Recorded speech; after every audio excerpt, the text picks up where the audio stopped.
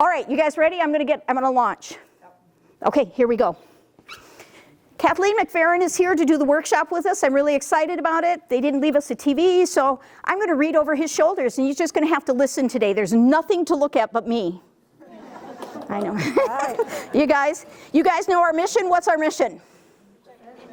To defend, protect, preserve, and strengthen our democracy. We know that. How are we gonna do that? What are our values? Our vision? Change the legislative balance of power and rebuild and reconnect the community, right? Isn't it? I do think I say it every meeting. I keep thinking, but apparently it's only because it's on the board. Okay. Hi, Leanne, I think. Yep. Okay. Hi, Chris. Go. Okay, here's some important, you guys know how we do messaging minute. I go research stuff for you so you know the data. This is the most data-heavy thing I'm doing, so you'll just have to listen, but I thought this, and I'm gonna have to tip it up so I can actually see it. So the first thing, boycotts. There's been a bunch of research on boycotts. A lot of people are asking, how did the Spotify boycott do? Do you know? No. Less than half. Less than half of the indivisible members did it. Isn't that disappointing? I was crushed. But 72% of the folks who were interviewed said that while corporations should stay out of politics, 53% of people think that boycotts rarely change their opinion. And even though they themselves will refuse to buy, they don't participate really in boycotts. So that's the biggest bit of data we're finding on that. And even though in the same study, they said all of these people that were surveyed, they said that the country is on the wrong path and it's not going to right itself without us doing something. It said we need the people, it's not going to right itself by Congress, nothing else is going to change it, we need to get involved.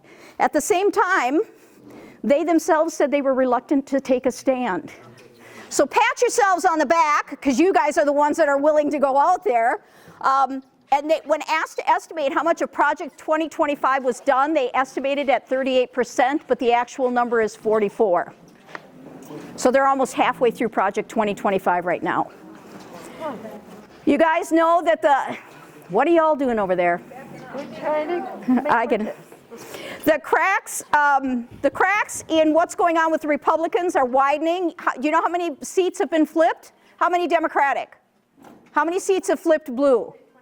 25, thank you very much. How many Dem to Republican? Zero. Don't get complacent.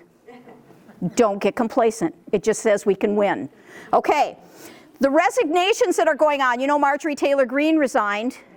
Do you know over a dozen others are threatening to, including some folks that were not up for retirement and have been long-termers. So that's really great. And then the number of discharge petitions that are being called for, you guys know what a discharge petition is, yeah? Yep, so the number of those that are being called for is way up. So the cracks are widening and they're getting deeper. We just got to stay with it. We do, but you know, I don't have, they're not here and I didn't write them down, but I will surely post them if you'd like. I'm sure it's not DBO, huh? You are such an optimist. Okay, in terms of the pressure points, what data is showing us right now, the research is, first is only 31% of people approve of this administration's handling of the economy. 31. That's horrible. Something like 8% of independents. It's bad, bad, bad, bad. 56% of people think that Trump is in power, is in government only to enrich himself. And 58% oppose billionaires participating in politics and want that changed. Affordability continues to be the key issue, including tariffs, inflation, job losses, and business losses. No surprises there, right? Okay, blah, blah, blah. Oh, the other pressure point besides affordability, anybody want to tell me what it is? Not it, that's in affordability. Immigration. Immigration, good. 65% of people said that they would not ever call ICE or anyone on someone they thought was an illegal immigrant. Two-thirds of Americans say they would not call anyone, ever. 57% say that the Roberts Court should block troop deployment, and 55% say that all of the decisions of the Roberts Court are political. That's terrible. okay? You know, one of the things Hubble says the first thing we have to do when we get power is reform the court, expand and reform the court. That's really critical, and get all of this stuff pushed back. 82% of people say that law enforcement and ICE use racial profiling always, which no surprise on any of that. Okay, so that's the stuff for today. The data is on our side. The data is good, other than there are things that I keep seeing about that people are reluctant and afraid to participate. The other thing I saw is something like 62% of people said they would do things and they would participate if they knew what to do. Do you guys know that?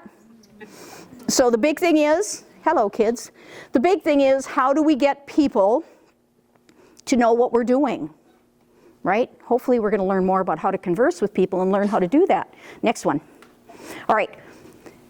One of the things that I wanted, this last little piece before, I'm only going to take a half hour today. I want to recap the year, because it's in by looking backward that we know we really need to go forward, right? Like what have we done so we can go forward from here? All right, so the first thing I just want to talk about with Wisconsin, when our group started last January, there were 7 indivisible groups in the state of Wisconsin. Do you know that? 7. We were one of 7. We were early in. And in the beginning, we thought we were confused and we didn't know. I personally think the thing that really snapped us in and kind of taught us who we were, anybody want to guess what I think it was? No. I thought it was Bernie Sanders. I thought when DVO stood us up and Bernie Sanders anointed us with a little chance to come here, I think that snapped us into knowing who we were. I think up until then we were figuring it out. And I thought that, for me, when I looked back on the year, that was the moment where I felt like we were called. Like, this is what we're supposed to be doing. Okay, I get it now. I get what we're supposed to be doing, you know? All right, so over the course, for those of you that don't know, over the course of the year, we now have 75 groups. Wow. We've gone from 7 to 75 in 1 year. But think about it. We're one of the original 7, you know? Do you have a date of our first meeting? Yes, I do, January 28th. And there were 18 people. Sorry, January 24th. It was 4 days after inauguration. It was 4 days after inauguration.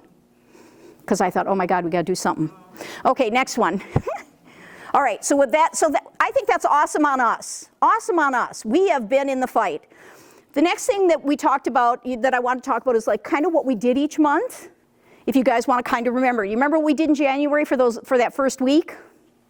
Not much. Cried, laid on the floor, right? What was going on with Indivisible, they were doing the nixing the nominations. Do you remember that when they kept telling us to call to stop them from that? That's what we started with. Do you remember that in January? Do you remember calling to tell them don't go for RFK, don't go for this, don't go for vote, don't vote for vote. Remember that? We were calling. We were 5 calling ourselves to death.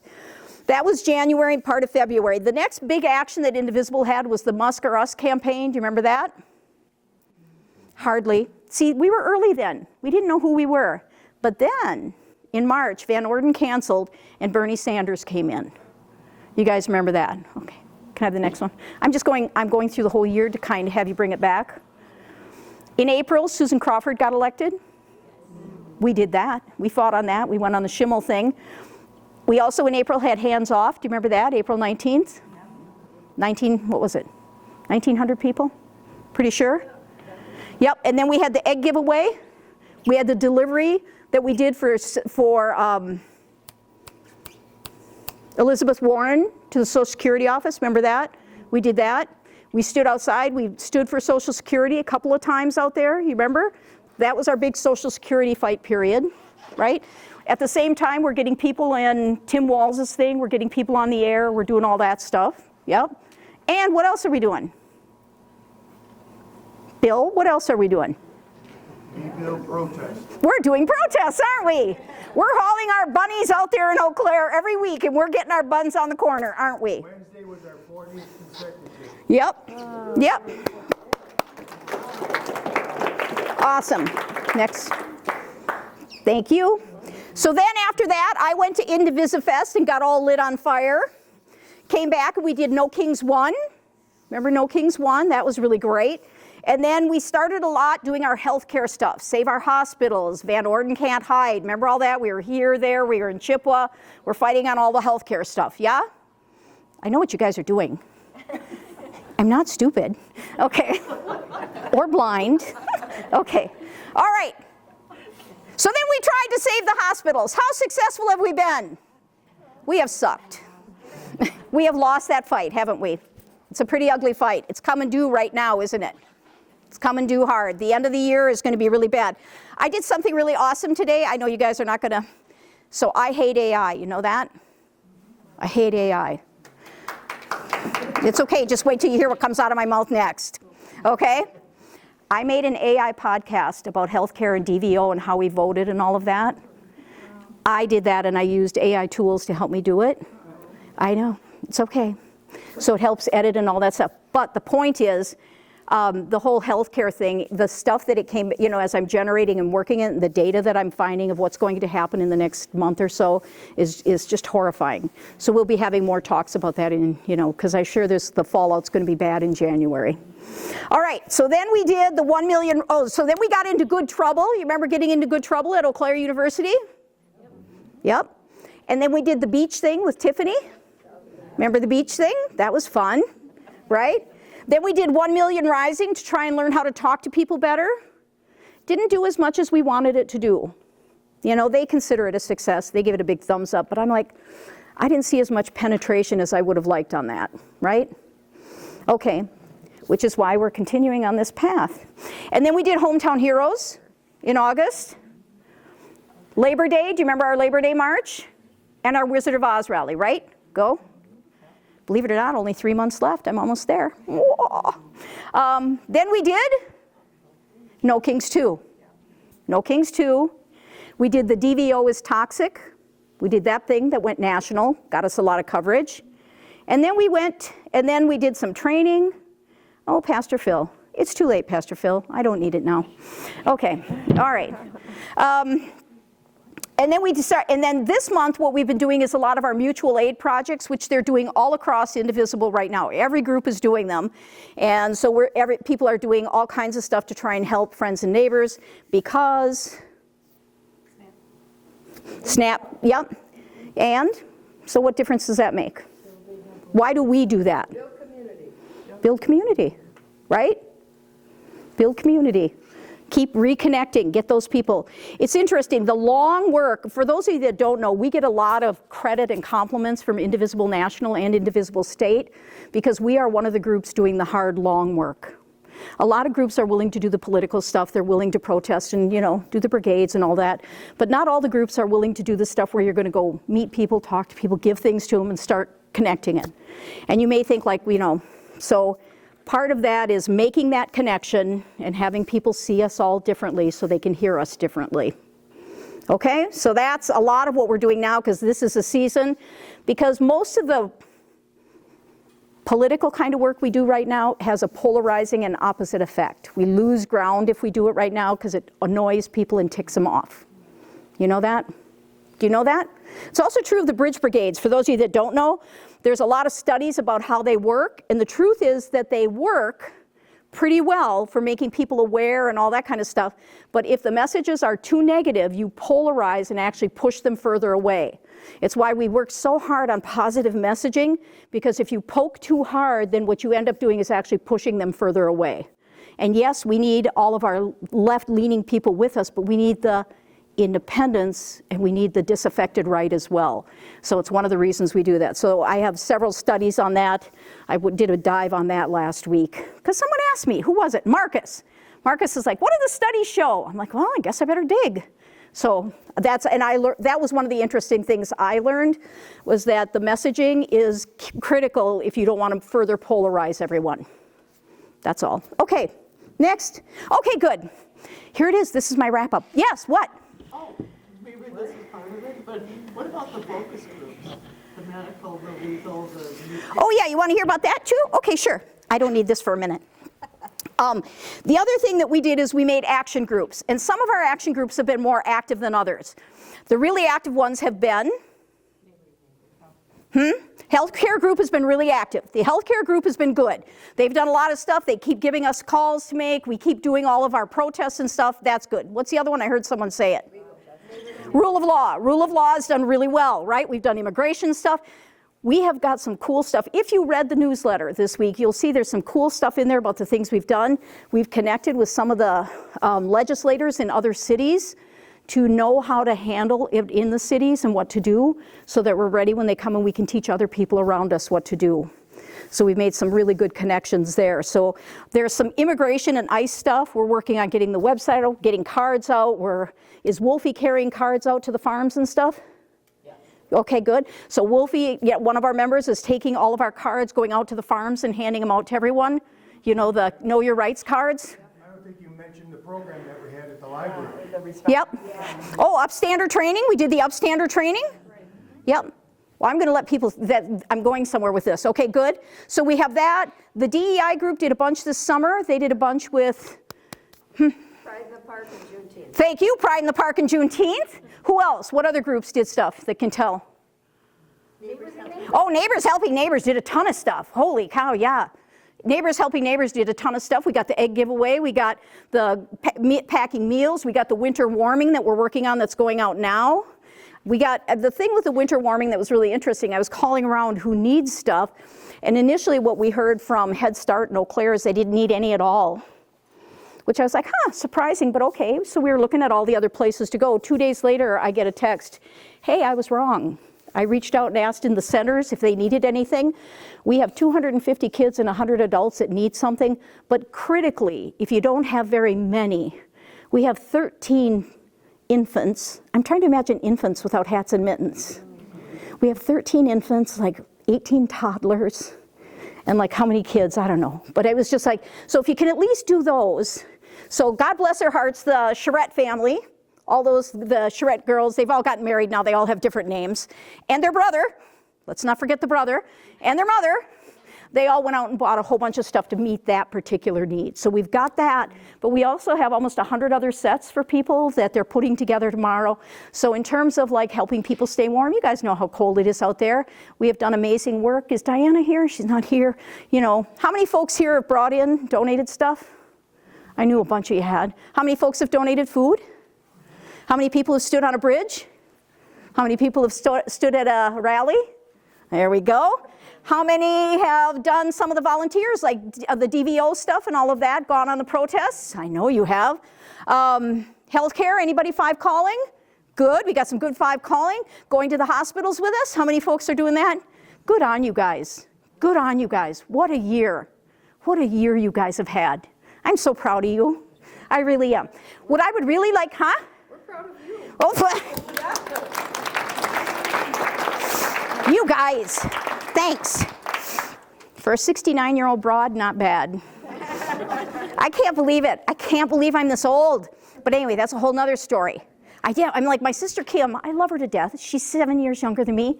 She's like, do you know you're 69? It's like, yes, I know I'm 69. Here comes the next text. I can't believe you're 69. Here comes 3 more. She just kept saying like, I can't believe you're 69. It's like, I can't either, but now I can't ever forget it. Anyway, hi Diana, thanks for all the gloves and stuff you brought. Diana brought, yep, anyway. Oh, we did the thing in Chippewa? How about that? How many folks participated in the parade? Yeah. I got to tell a funny story about that. The funny thing about the parade is they asked us to do it and they said they needed at least, they wanted 10. If we could just have 10, it'd be great. But Chippewa Valley Indivisible, we just can't stand that idea, so we brought 24. So we put on our vests, we put on our mittens, we put on our boots, and they put us on crowd control. So we had 2 or 3 or 4 people in every block. Diana, get over here by the monitor, by the camera. Or over here. Diana, there or here, you choose. So we were out there managing the crowd, and we were having a good time. Only one person got picked on, but fortunately the police were right behind them, and they reinforced what she said.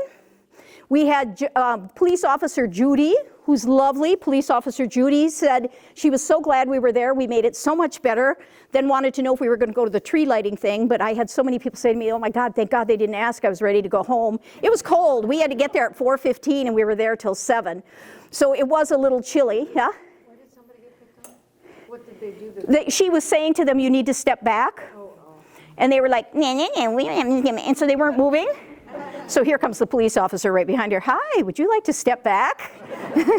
So that took care of it right there. So, but they already have asked us if we will come back next year. And the thing, I know, and the thing I said to someone, they don't understand. They asked us to do crowd control. That is all we do. No kings 2, hands off, rallies, protests, DVO. I'm like, this is all we do is crowd control. You are asking us to step in our wheelhouse. I went to the Chris Taylor meet and greet Yeah? Saturday morning at Yeah? Chippewa, and when I got out, I thought, holy Christ, there's a big protest going on here today. The whole street was lined with chairs that people had put out in the morning to reserve their spot. I thought it was a big protest. No. Yeah, but I just laughed because I thought, you guys don't understand. So they're like, oh, you guys did such a great job. Like, it's like, well, if we can't handle this, what the heck are we doing at No Kings? So that was awesome. What I would really love for you to do is turn to the person next to you or two, and especially try and make it not someone who knows you, and share what were the things you were proudest of you did this year, like the things you were gladdest that you participated in. Can you do that? Look at each other and share. Pick somebody new.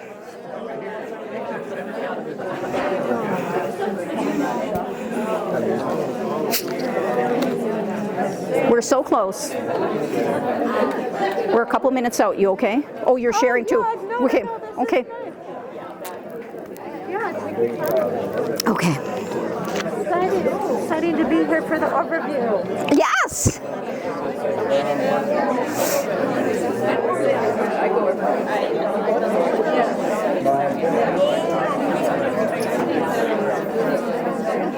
Who's that over there, Carl?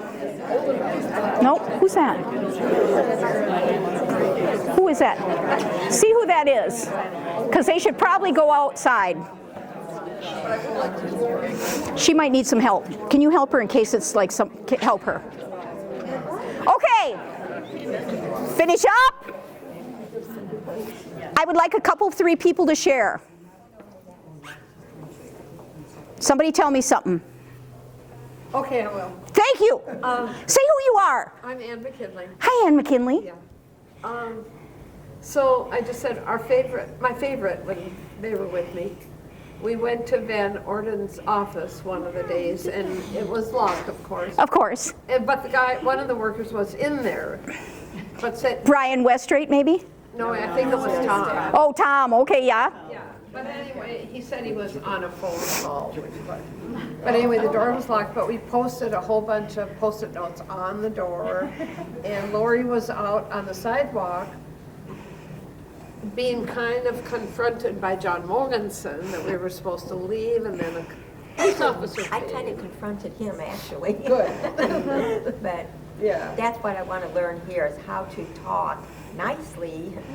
So, Across political divides. yes, Yes, we're going to do that. did so well with you. Awesome. Yes, we have a lot more DVO work to do, and we've got, that's in the last little 5-minute segment I have. You'll hear that. And we wanted to get them to do the discharge petition. We could never get them to let us in. So it's like we just struggle constantly with that office. So, and then we have some similar struggles. Is she okay? What's going on? Some members looking for the bathroom. That's what I thought, and so I just heard noise, so. Okay, good. Thank you for doing that. Thank you for taking that on. Somebody else. Come on. I'm not moving on. Yeah. It's really hard to choose because everything has been, I feel, amazing. Yeah. But I said, I'm most proud that I came to the first meeting and heard you, because I knew I had to do something. And you create all these things to do for us, for me. Well, I'm not creating them. You guys are doing them all. Point us in the right direction, we'd be like, Yeah. You guys are still like that. Sometimes I point and you just do whatever you want. You do. I love the Tiffany Beach Ball thing. That was the most fun for me because we went national. That was our first time with Maddow, getting on Maddow and getting Hubble to watch us and Jessica Craven. That was the first time, but then we did a couple more things and we made national. So we, you know, that was, so now I like the national game and I want to play the national game some more. I'm like, okay, if it's my year to shine, let's go national. Let's make it big. I'm telling you, this podcast thing is good. Anyway, love what we're doing with the bridge brigades. Love what we're doing with the rallies. Love what we're doing with ICE. Love what we're doing for healthcare. I love what we're doing. I can't believe the stuff we get done. We amaze me. Okay, so for looking ahead for next year, anybody else got to say anything else? Can you do, yes, Bill. I'm just most proud of the collective effort of everyone. We're just getting stronger and stronger and stronger. Yep. I mean, we the people, we have the power. Yep. Power to the people. And we're consistent, staying with it. We do keep going, don't we? We are the Energizer bunnies. We refuse. And there are a lot of people that want us to step down. There are a lot of people, because there was a big conversation in Indivisible National this week about the whole thing with the Bondi memo and all of that, you know, and the Department of Justice going after us. Now that first came out in September. It's been out there a long time. And, you know, there was a big hullabaloo about the person that was arrested in the cities. But, you know, they arrested dozens hundreds in LA, like protesters and people standing by observing, and in DC and New York. They're arresting all of us everywhere. And the main thing that Indivisible National said is that if we cede our power now and get afraid, then we're going to create more problems. The biggest thing that we need is power in numbers. What we need is not fewer of us, but more of us. At the same time, I'm going to say you must all choose wisely about what your own level of risk is. So if it feels too risky to you, don't do it. If it feels too cold outside, don't do it. As my son says to me all the time, I'm a grown adult, and so are you. So make your best choices for yourself. I'm not stopping. And if I end up in jail, I end up in jail, but I'm not stopping, because this is our right. We'll visit you. Thank you. Will you come play Mahjong with me? I have learned how to play Mahjong. You know, Doris is going to be in the cell with me. we'll bake you a cake with a file. Will you? Yeah. Awesome. Be sure I know so I don't bite it. That's awesome. Yeah, I don't know. Every time, and there are times, I'd be lying if I didn't say there aren't times I'm scared, there aren't times I want to give up. And then I'm like, but I can't. Because if I do, then what? Then what? You know? Anyway, so for next year, here's the things I want you to be thinking about that we're going to do, okay? So you just have to remember them. We're going to pivot to protecting election integrity. That's a big thing we're working on. How do we make sure the vote is there, it's counted, that people aren't intimidated? We've got a huge push to that. We are going to a lot of workshops on this right now. We are attending a lot of Zooms. You know, trust me, we'd rather be drinking eggnog and stuff. But we're doing all that so that we can be ready. Because I do think right now we're going through a period where it's quieting down for the holidays, but I think it's going to be like last year. Like you guys are going to come back after January and like, my God, we got to do something. I'm counting on it. So we'll see. We're going to direct our energy toward the midterms and the get out the vote efforts. If you read the newsletter, you saw I said that we have created a collaboration with District 3 and District 7.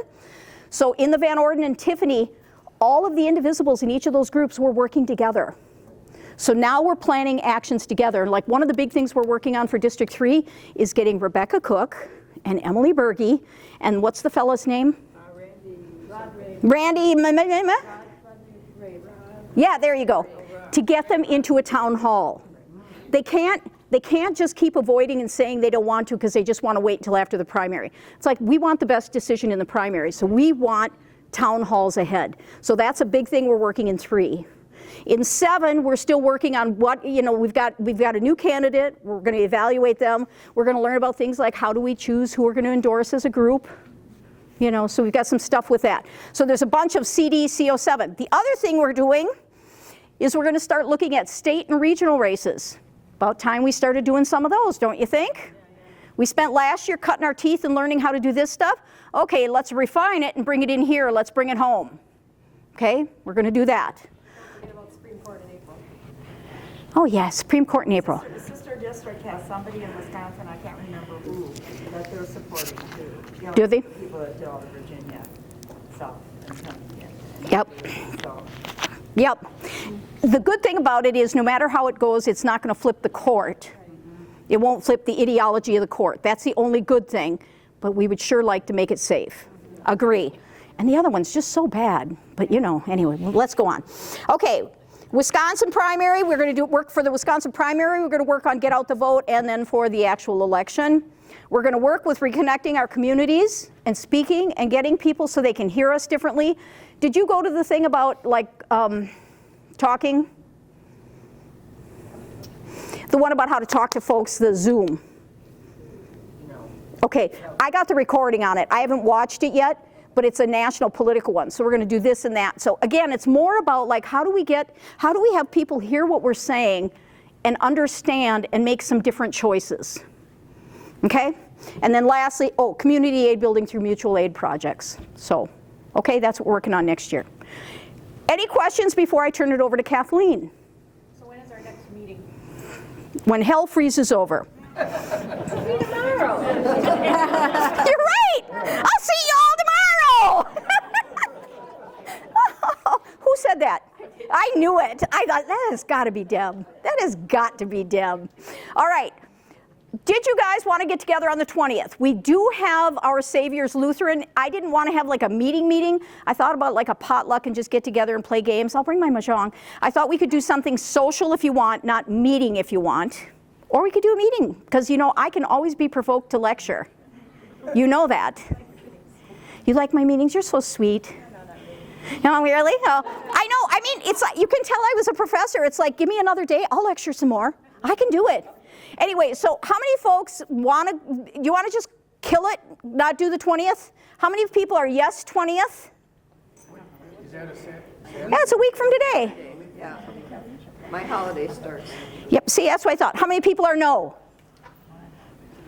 You gotta vote one way or the other, people. Is this Wisconsin nice? Jeez. Okay, how many people are yes? How many people are no? Okay, good. The yeses, you can come on over to my house. We're going to have some chili and fun, okay? Seriously, come on over. We'll play. Yeah, huh? No, the no's are screwed. I don't care who comes. We'll just have a party. It'll be fun. I want to do something social. I'm tired of working real hard. Okay, so no meeting on the 20th. So, and then after that is the 27th. So whatever the Saturday is after that that's when we meet. 4th. Thank you. Is it? 4th. Okay. You guys want to meet the 4th? You're good on that. Hell, it's been 3 weeks.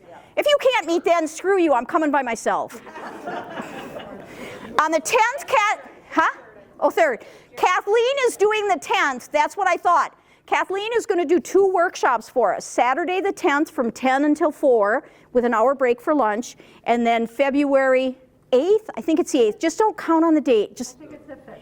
Okay, good. It's the 5th.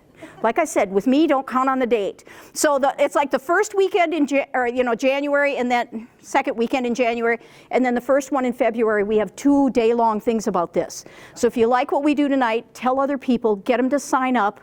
We're going to do some more of this work. Okay? Questions, thoughts, concerns?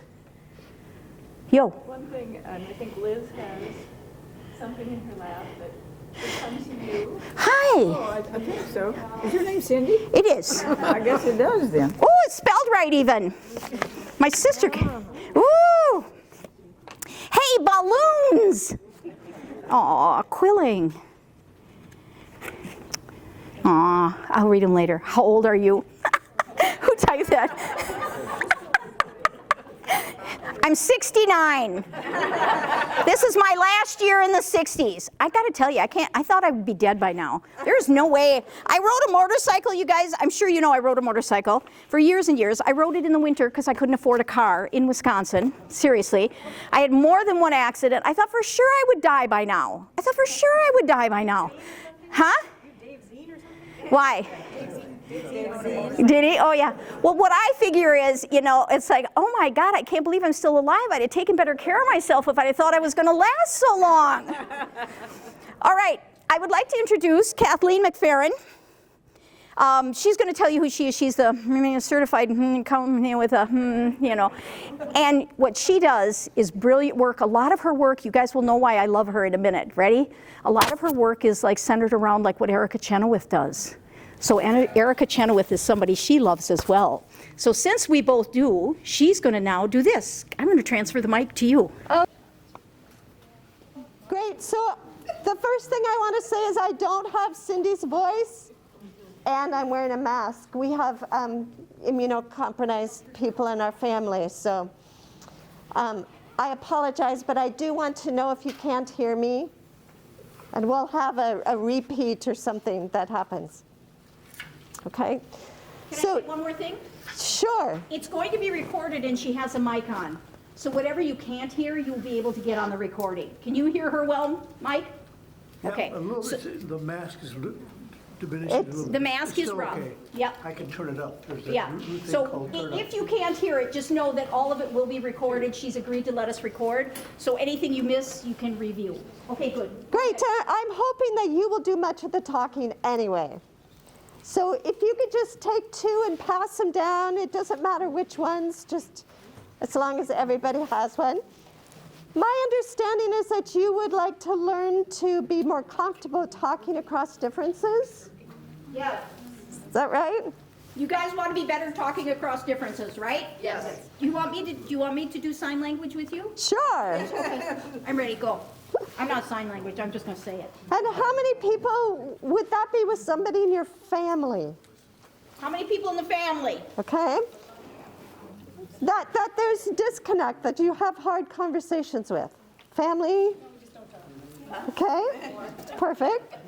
What about work? family. What about workplace? We're all retired. You're all retired.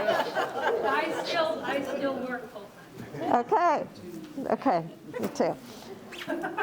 Wow. Okay, great. Good for you to be out doing this. What about political differences, like in your neighborhoods, your town? And for the people that are going to canvass for me in the spring, Yeah. Okay. So the work, and this is going to be about the quickest introduction, but just an experience. This work comes from the Center for Nonviolent Communication, Marshall Rosenberg's work. And I've been working in this field for, I don't know, close to 25 years now, I think. And so the first thing I just want to play with is to look at where we might find common ground. And I'm going to invite you, if we still have more of those, just keep passing them out until they're all spread out. So just take one more and pass them down till they're done. Take one more till they're passing down. Great. And I invite you to just start looking at them without showing them to your neighbor. And notice how it feels in your body. Notice how it feels when you look at these. What do those words mean to you?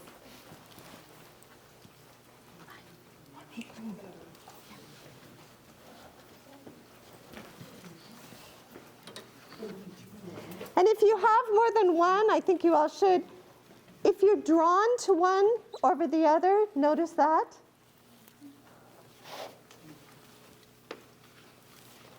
And then take your favorite one. And I'm going to invite you to put it face down and out of reach.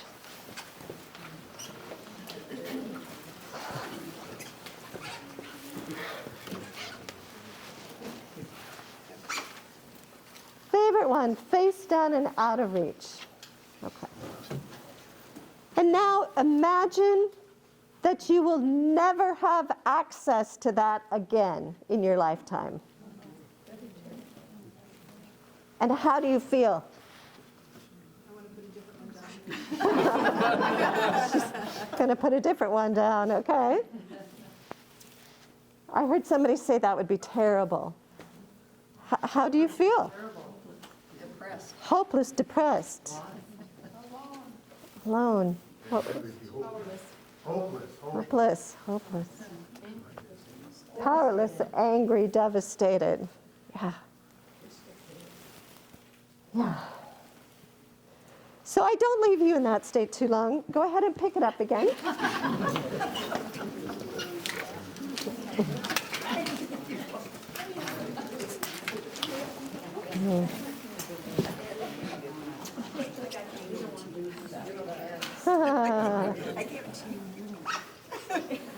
And now imagine that you can have as much or as little of this whenever you want for the rest of your life.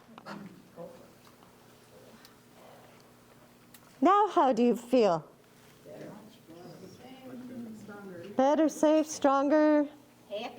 Happy. Relieved? Peaceful, and what was this one? Responsible. Safe. Hopeful, safe. Love. Love, yeah. Secure.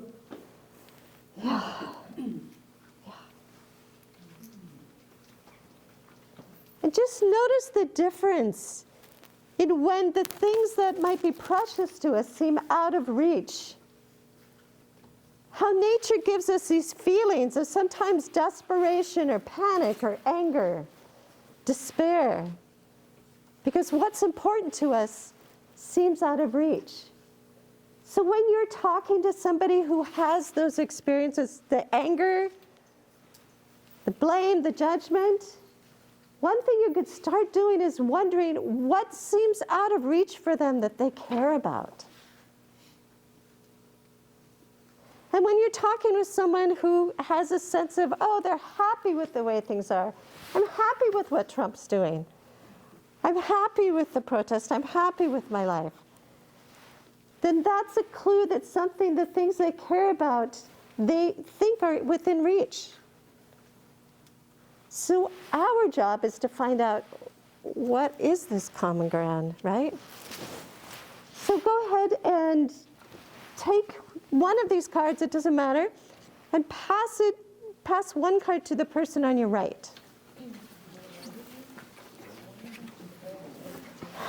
I don't want you to have that. Ah. No. I want to keep it. Aha. And notice how it feels to receive a new card.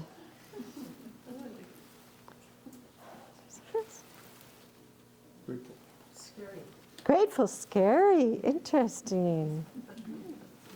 Nice, I like this one too. Nice. You must only have good cards. Yeah. And what was it like to give it away? Okay, relief, that's interesting. I bet I know which one that is. Huh. I felt sad because I would still like my card. She told me that when she was giving it to I me. gave it to her, I'm like, I don't want you to have my card. Sharing. Yeah, that's a sharing.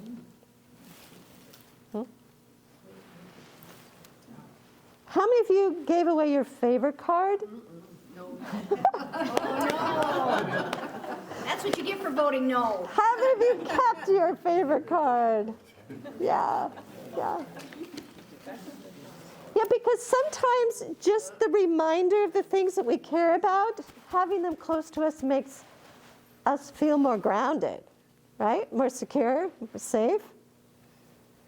And that's one way, it's something we can do for ourselves as we're entering conversations, is to remember that what's important to us lives inside of us.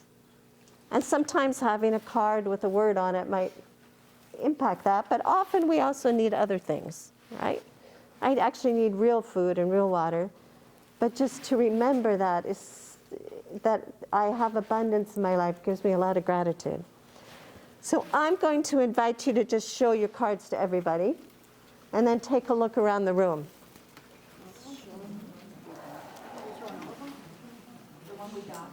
No, just show all of them, if you can. Nice one, Diana. It's so funny, I can see some I want. Oh, I want that one. Yeah, yeah. And if you were to look around the room, and if you were to put them in some category, what would you call them? There's no right answer, there's no wrong answer. But what do they represent to you? Wellness, I like that one. Values. Values? Goals. Goals. Gifts. Gifts. Yeah. Needs. Needs. Yeah. Wants. Wants. Rudy, you're upside down. What else is new? Judy was here at 10 this morning. Oh, thank you, I was waiting for that. She texted me, where am I supposed to be? I'm like, where are you? She thought, That's great. Good preparation. I'll pay attention to dates from now on. But maybe you were wanting inclusion and wanted to make sure you didn't miss. look Yeah. at your words. Yeah. Yeah, you were trying to achieve. Yeah.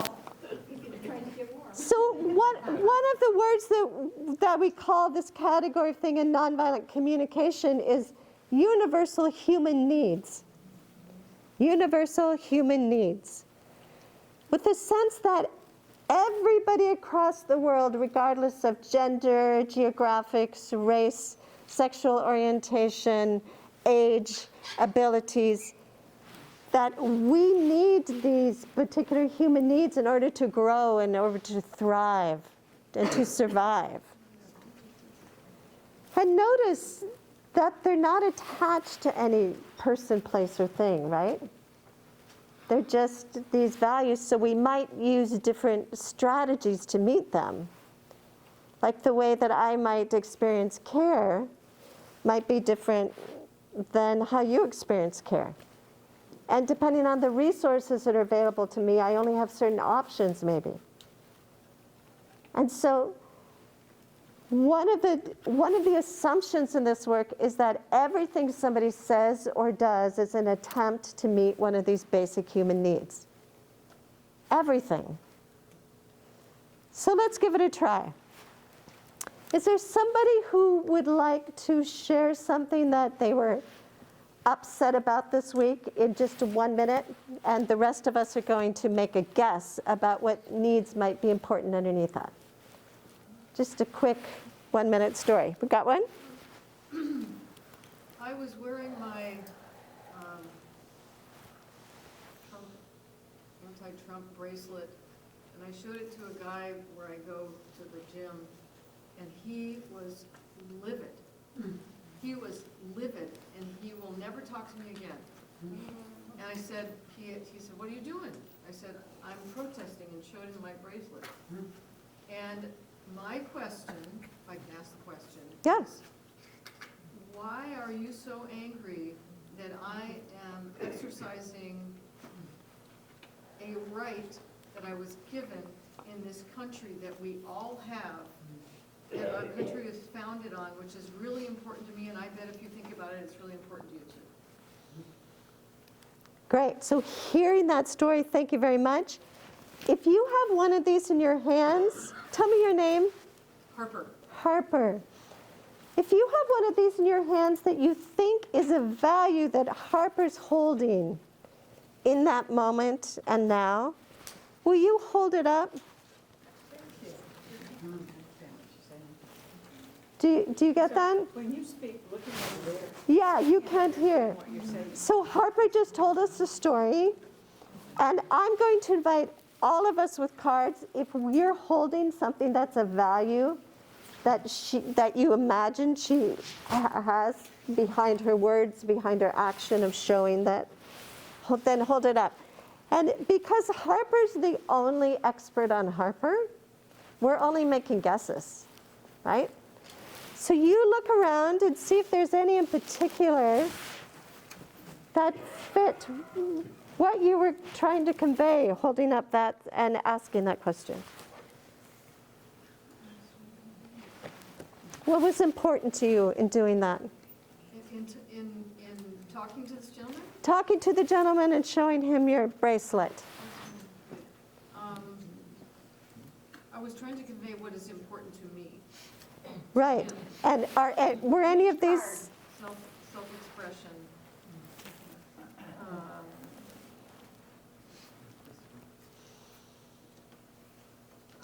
Probably self-expression is the most relevant.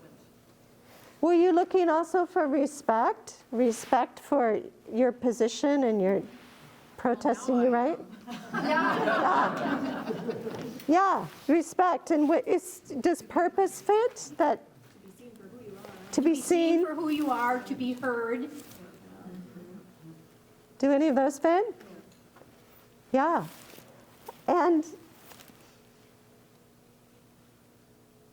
how does it feel to be heard and seen in that way? That's what you were a champion for when you showed your bracelet and you asked those questions. The positive say. You're asking her the positive? Yeah, that you were a champion for respect and self-expression and to be seen for who you are. It feels like I'm in a relationship with another. Yeah, yeah.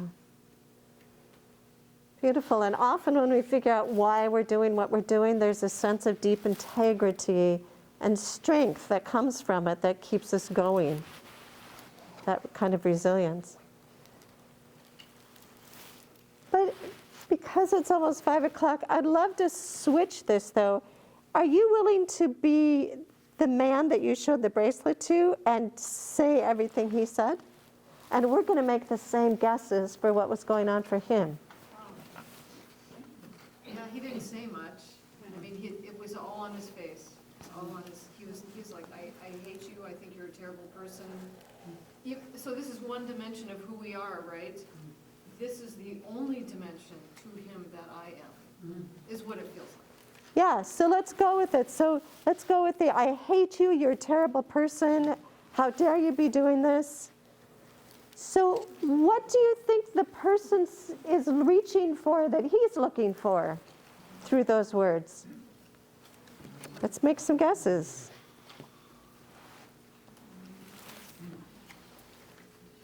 Validation that he's right. Yeah. Maybe to be heard, some validation.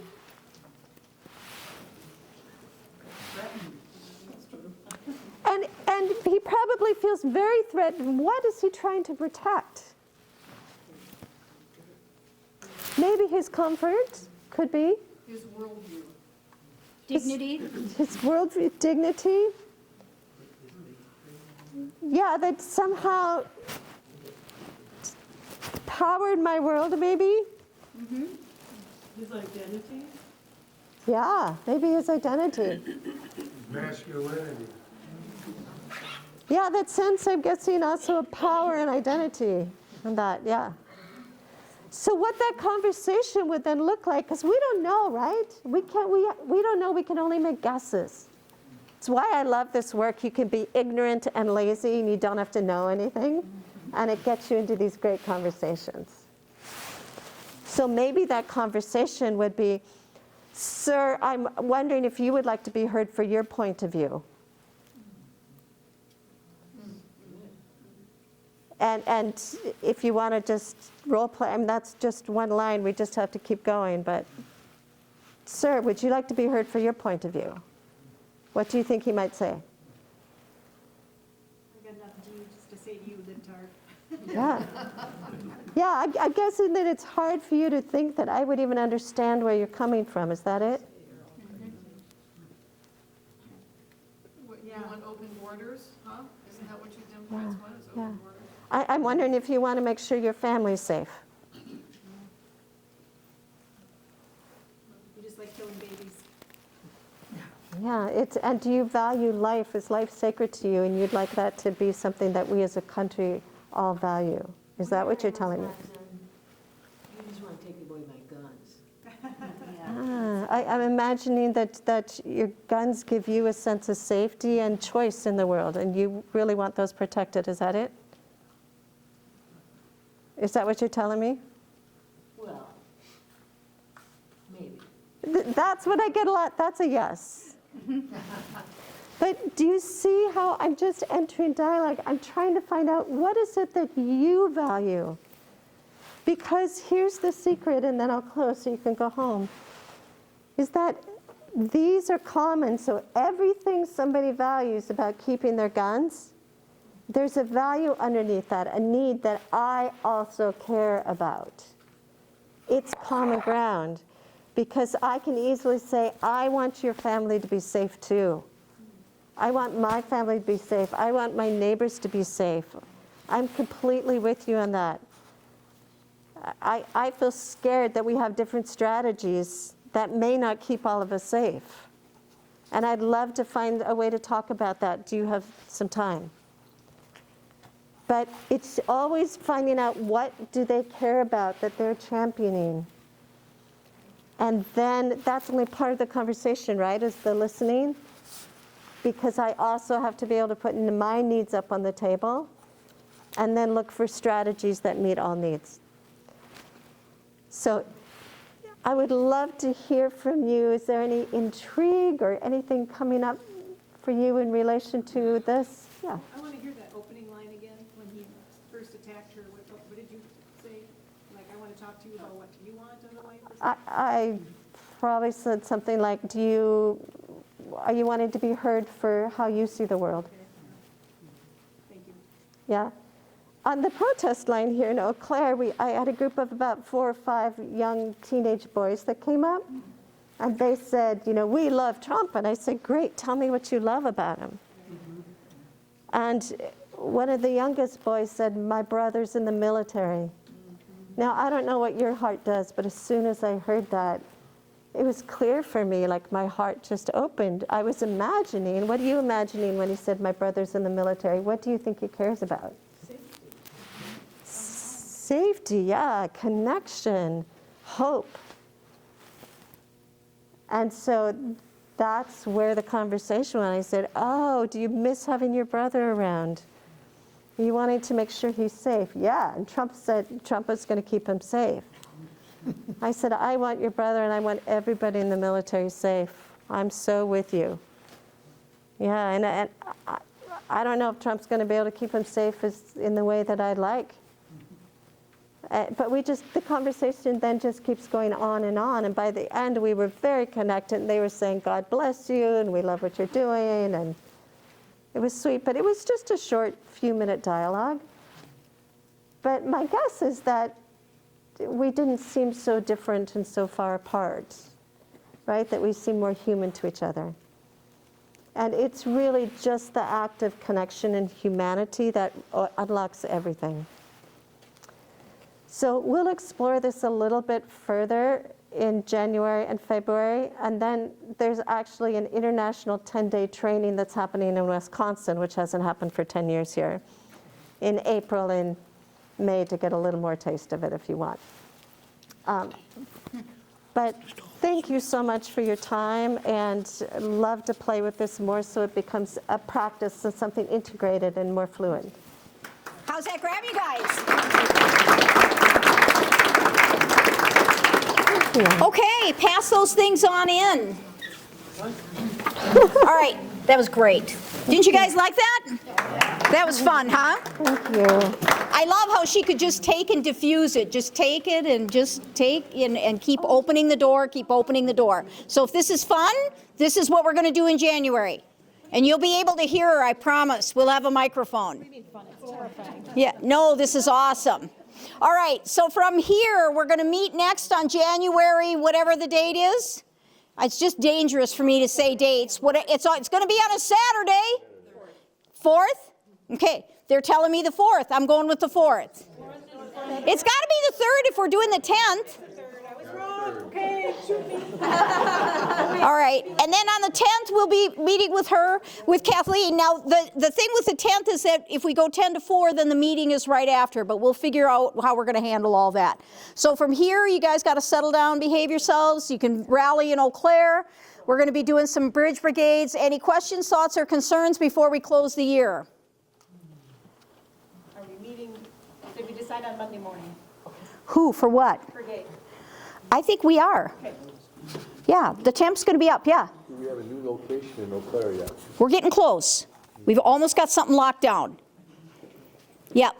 But and I'll come to tower, or are you gonna send us an email? I'll probably send you an email, but Tower is where I think.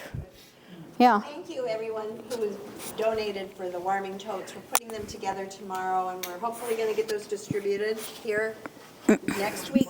We are going to get them distributed. And if you would like to be on the distribution team to help take where they go, let me know. We need bodies to do that.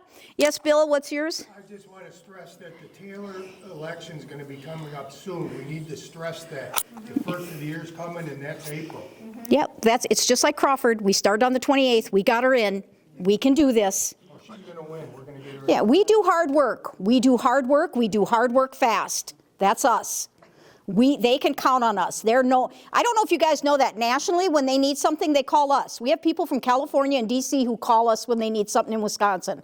They're like, Cindy, we need this. Can you do this? I'm like, yes, we can do this. So, and we do. We do it every time. Are you doing the distribution of the mittens? The mittens will be Wednesday and Thursday. Yeah. What happened with the people that had healthcare stories to tell in front of Congress? They were invited to go. One of them could not go. The other one, they were submitted through Jeffries. We recorded them and they were submitted to Speaker Jeffries' office. They were entered into the congressional record. They're also being used in a podcast that I'm doing on Derek Van Orden that's going over all this stuff. You guys are going to like this. This is the thing that we got going now. We are going to be the antidote to Turning Point USA. We're coming in the other side now. Yep, we're coming in the other side. Okay? We're going to do it.